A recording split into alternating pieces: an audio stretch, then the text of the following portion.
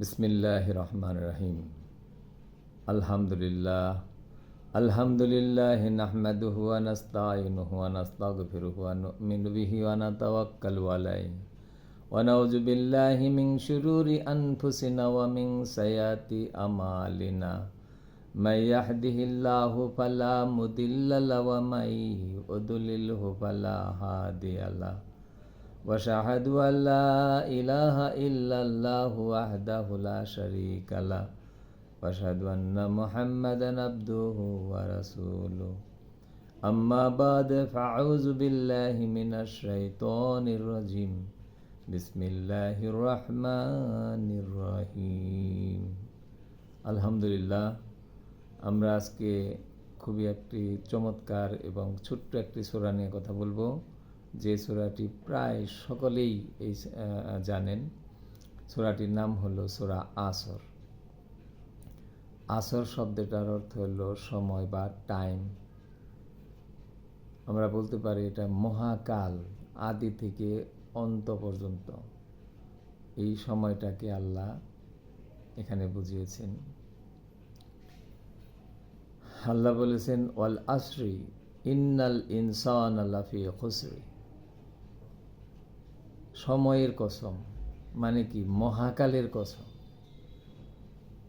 মহাকাল বলতে সেই যখন এই পৃথিবীতে মানব জাতির শুরু, সেখান থেকে শুরু হয়ে একদম শেষ পর্যন্ত যে কাল অথবা আদি অন্ত, সমস্ত কাল ব্যাপিয়া আল্লাহ তাআলা শপথ করেছেন। এর অর্থ হলো সব সময়ের জন্য এই কথাটি সত্য। এটা আল্লাহ তাআলা এখানে বোঝাতে চেয়েছেন। তাহলে আল্লাহ বলেছেন ওয়াল আসরি ইন্নাল ইনসানা লাফি খুসরি। মহাকালের শপথ করে বলছি, সমগ্র মানব জাতি ক্ষতির মধ্যে নিমজ্জিত, ক্ষতির মধ্যে আছে। ইন্না মানে অবশ্যই, আল ইনসান মানে মানব জাতি, ইন্নাল ইনসানা লাফি খুসরি। লা মানে অবশ্যই, ফি মানে আছে, খুসরি মানে ক্ষতি বা অকল্যাণকর বিষয়। তাহলে আল্লাহ বলতেছেন মহাকালের শপথ করে যে সকল মানব জাতি ক্ষতির মধ্যে নিমজ্জিত। এই কথাটা বলে আবার পরবর্তীতে আল্লাহ বলেছেন ইল্লাল্লাযীনা আমানু, ইল্লাল্লাযীনা তারা নয়, তারা ব্যতীত, আমানু যারা ঈমান এনেছে। তো ঈমান এনেছে বললেই কিন্তু আমার আপনার মনে রাখতে হবে, ঈমান আনা হবে সূরা বাকারার 256 নম্বর আয়াতের অনুযায়ী। অর্থাৎ আল্লাহ ঈমান আনার প্রক্রিয়াকে বলেছেন ফামা ইয়াকফির বিত্তাগুত ওয়া ইউমিন বিল্লাহ। যে তাগুতকে অস্বীকার করলো এবং ঈমান আনলো, ফাকাদ ইস্তামসাকা বিল উরওয়াতিল উসকা লা ইনফিসামা লাহা, সে এমন একটি রজ্জুকে ধরলো যা কখনো ভাঙবার নয় এবং ছিঁড়বার নয়। যে কোনো জায়গায় ঈমান আনার কথা বলা হোক, আমাদের মাথায় রাখতে হবে ঈমান আনা হতে হবে তাগুতকে অস্বীকার করে। আল্লাহ তাআলা এখানে বলেছেন তারা ক্ষতির মধ্যে নিমজ্জিত নয় যারা ঈমান এনেছে। ইল্লাল্লাযীনা আমানু ওয়া আমিলুস সালিহাত, এবং যারা সৎকর্ম করেছে। এখন সৎকর্ম কাকে বলে? তা আমরা এমনি স্বাভাবিক অর্থে বুঝি যে কোনো একটা ভালো কাজ করলেই সেটা সৎকর্ম হয়। কিন্তু এখানে আর একটা কথা আমাদের মাথায় রাখতে হবে। আল্লাহ তাআলা বলেছেন যদি কেউ কাফের থাকে, কাফের অবস্থায় ভালো কাজ করে, অথবা কেউ যদি শিরককারী হয়ে ভালো কাজ করে, তাহলে এই ভালো কাজটা কিন্তু আল্লাহ গ্রহণ করবেন না। এই জন্য এটা কিন্তু নেক কাজ হবে না। তাহলে আমিলুস সালিহাত হবে তাদের কাজ যারা তাগুতকে অস্বীকার করে ঈমান এনে এরপরে ভালো কাজ করে। সে ছোট বড় যাই করুক, যে কোনো ভালো কাজ করলেই এটা তার নেক কাজ হয়ে যাবে। তাহলে আমাদের যেখানেই নেক কাজের কথা উল্লেখ থাকবে, আমিলুস সালিহাতের কথা উল্লেখ থাকবে, সেখানে আমাদের মাথায় রাখতে হবে যে আমাদের কাজটা যেন হয় শিরক মুক্ত কাজ। আমাদের এই পৃথিবীতে অনেক মানুষই আছে শিরকের সাথে সংযুক্ত, শিরকের মধ্যে লিপ্ত, অথচ তারা অনেক ভালো ভালো কাজ করে। তারা এমনও অনেক ব্যক্তি আছে যারা তাদের সারা জীবনের যত উপার্জন, সব উপার্জনগুলোই মানব কল্যাণের জন্য দান করে দিয়েছে, কিন্তু তারা ঈমানদার নয়, তারা আল্লাহকে বিশ্বাস করে না। তাদের ধর্ম তারা মনে করে এইভাবে যে তাদের ধর্মটা হলো মানব ধর্ম, সুতরাং মানুষের কল্যাণ করা এটাই তাদের কাজ, কিন্তু আল্লাহকে বিশ্বাস করাটা বা না বিশ্বাস করাটা এটা কোনো ব্যাপার না। তো তাদের এটার জন্য তারা কিন্তু তাদের কাজগুলো কিন্তু সৎ কাজ হবে না, এবং আল্লাহ বলেছেন যে তাদের এই সমস্ত কাজ নিষ্ফল হয়ে যাবে। যে কুফরি করল এবং শিরকের মধ্যে লিপ্ত রইল, তাদের যত ধরনের ভালো কাজই থাকুক, এটা কিন্তু আল্লাহ ভালো কাজ হিসাবে, আমিলুস সালিহাত হিসাবে গ্রহণ করবেন না। সুতরাং এখানে আল্লাহ তাআলা শর্ত দিলেন যারা ঈমান এনেছে এবং যারা নেক কাজ করেছে। তাহলে নেক কাজ বলতে আমাদের বুঝতে হবে শিরক মুক্ত ভালো কাজ। তাহলে আল্লাহ বললেন আমিলুস সালিহাত ওয়াতাওয়াসাউ বিল হক। আমি আবার পড়ি কথাটা, ওয়াল আসরি ইন্নাল ইনসানা লাফি খুসরি ইল্লাল্লাযিনা আমানু ওয়া আমিলুস সালিহাত ওয়াতাওয়াসাউ বিল হক।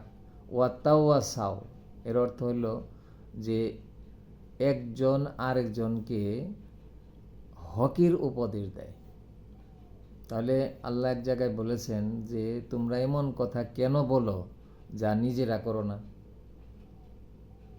এই দুইটা কথার সাথে আমাদের মিশ্রিত করে কথাটা মাথায় রাখতে হবে যে আমি যদি মানুষকে সৎ কাজের আদেশ দিই, তাহলে অবশ্যই আমাকেও সৎ কাজের ভিতরে থাকতে হবে। আমি সৎ কাজে নাই অথচ আমি মানুষকে সৎ কাজের কথা বলতেছি, এটা কিন্তু আবার ঠিক হলো না। এই জন্য আল্লাহ বলছেন এমন কথা তুমি কেন বলো যা নিজে করো না। তাহলে আল্লাহ এখানে বললেন যে যারা একজন আরেকজনকে সৎ কাজের উপদেশ দেয়, এর অর্থ কি? এর অর্থ হলো আমাদের মাথায় রাখতে হবে নিজেরাও সৎ কাজ করে এবং ওই সৎ কাজের জন্য উপদেশ দেয়। আর সৎ কাজটা কি? সৎ কাজের উপদেশটা কি? যে মানুষের কল্যাণ কাজ, যে কাজটা মানুষের জন্য কল্যাণকর সেটাই হবে সৎ কাজ। তাহলে এই সৎ কাজের উপদেশ দেয়। ওয়াতাওয়াসাউ বিল হক ওয়াতাওয়াসাউ বিস সাবর। এবং সবর মানে কি? সবর মানে হলো ধৈর্য। আমরা এটা স্বাভাবিক অর্থে এটাকে ধৈর্য বলি, কিন্তু আল্লাহ তাআলা কোরআনের একটা আয়াতে বলেছেন যে ধৈর্য হলো সংকল্পের দৃঢ়তা। মানুষ সংকল্প করে সত্যে থাকার, সেটা কিভাবে বলে? লা ইলাহা ইল্লাল্লাহ, আল্লাহ ছাড়া কোনো ইলা নাই। এটা হলো তার একটা অঙ্গীকার।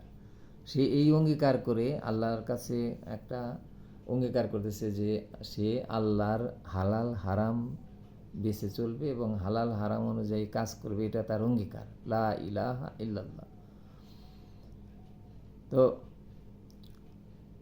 এই যে লা ইলাহা ইল্লাল্লাহ সে বলল, এই কথার মধ্যে সে যেন সবসময় অটল থাকে।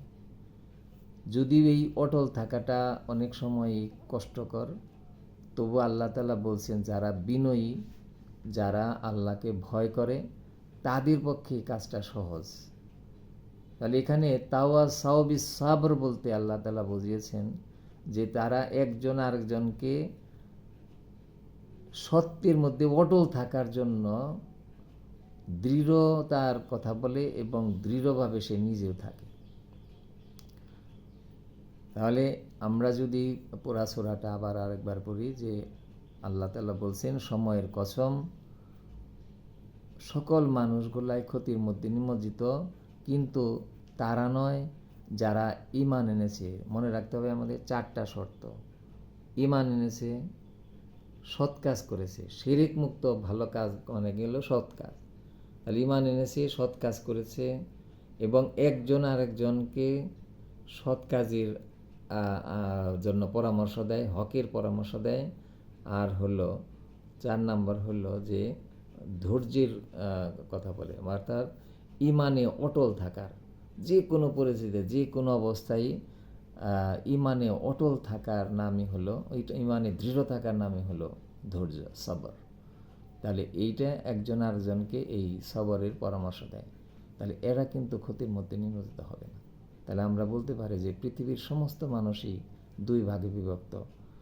একটা হলো যে যারা ক্ষতির মধ্যে রয়ে গেছে তারা বের হতে পারছে না, আরেকটা হলো যারা ক্ষতি থেকে বের হয়ে আসছে।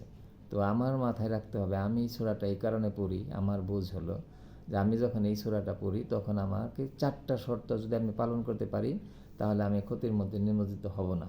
সেই 4টি শর্তের একটা হলো আমাকে তাগুতকে অস্বীকার করে ঈমান আনতে হবে। 2 নাম্বার হলো আমাকে সৎ কাজ করতে হবে, শিরক মুক্ত অবস্থায় আমাকে ভালো কাজ করতে হবে। 3 নাম্বার হলো যে এই সত্যের কথা, সৎ কথাটা মানুষের সাথে আলাপ আলোচনা করে মানুষের কাছে পরামর্শ করতে হবে বা তাকে এটার উপদেশ দিতে হবে। আর 4 নাম্বার হলো আমাকে এমন কিছু আলোচনা করতে হবে যে ইমানে দৃঢ় থাকার কথা মানুষকে জানাতে হবে। আশা করি আপনারা বুঝতে পারছেন। ওয়া আখির দাওয়ানা আলহামদুলিল্লাহি রাব্বিল আলামিন। আসসালামু আলাইকুম ওয়া রাহমাতুল্লাহ।